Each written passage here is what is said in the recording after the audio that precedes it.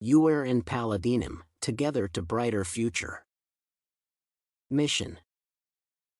The mission statement summarizes the main reason for the company's existence and, as such, should be concise, focused, and straight to the point.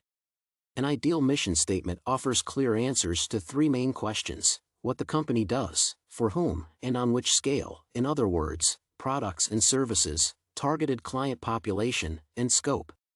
This statement corresponds to all three criteria. First of all, it sets a clear focus on providing logistical support as the company's goal. Since all kinds of clients need such assistance, it is hardly possible or necessary to single out any of them, so, while rather vague, the part of the targeted population corresponds to reality. Additionally, the statement also demonstrates the scale of the company's activities by pointing out that the merged UWEAR Paledenium provides logistical support all across the world. Yet another important component of this mission statement is that it is outwardly focused. It means that it delineates the mission in terms of what the company does for the customers rather than what it does to them. This clear, concise, and outwardly focused mission statement will help serve customers by placing them at the center of the company's rationale for its existence. Vision. While the mission statement formulates why the company exists in the first place, the vision statement outlines what it means to achieve in its field and by what means it should be achieved. The essential components of a good vision statement include the company's desired public image and the managerial philosophy it follows while striving for its goals. As one can easily see, this vision statement corresponds to BOT requirements. It begins by emphasizing the company's aim to become the preferred choice for the customers in need of logistical support all over the world.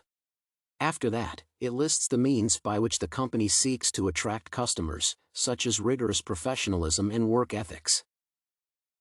Finally, it points to the managerial philosophy professed by the company and clarifies that the merged UWEAR Paledenium adheres to stakeholder theory rather than stockholder theory. Apart from the effect it may have on the customers, this statement will be naturally important for the employees, as they are a group of stakeholders themselves.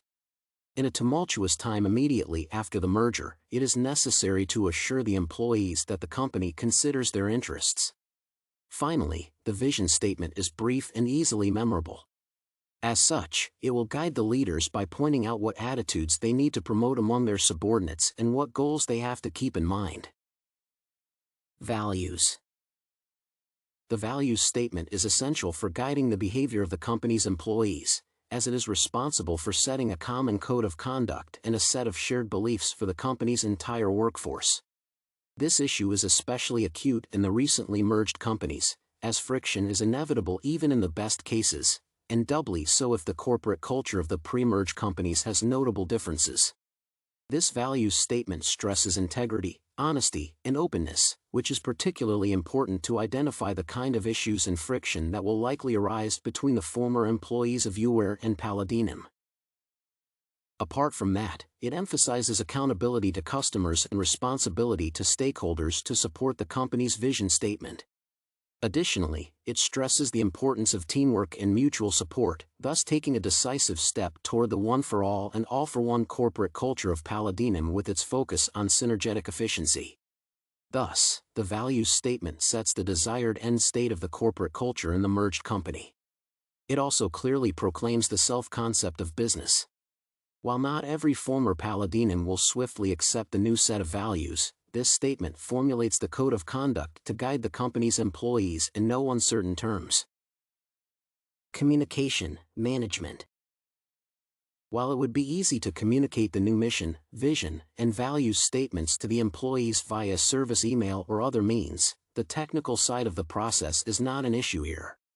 The essential problem, in this case, is how to convince the employees to internalize the new mission, vision, and values or, at the very least, make it easier for them to operate under the new conditions.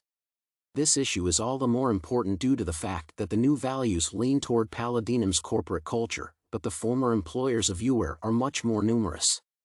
This means that the majority of the employees will have to adapt, and it befalls to the middle to low-level managers to create a clearly defined framework for the shift to the new culture. An efficient way to approach this task is the STAR model, which requires addressing 5 points: setting direction, establishing where reduction-making power resides, outlining the working process, defining rewards, and setting HR policies. If these 5 essentials are clearly defined, they provide a solid, understandable, and transparent framework for the working process and actively shape the organizational culture of a newly merged company in the necessary direction. Communication, HR. As mentioned above, setting HR policies in order to influence the corporate culture is a crucial component of ensuring a transition to the new corporate culture after the merger. The importance of this aspect stems from the fact that the rank and file of the company are the foremost bearers of the corporate culture, and it is the HR department that works with them. Considering this, it is necessary to elaborate more on the HR tasks and responsibilities in the post-merger context.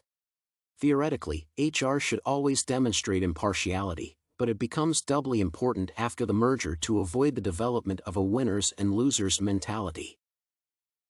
There are always winners and losers in any merger, but when employees of the same company begin to think about themselves in these terms and associate them with their past allegiances, it creates a problem.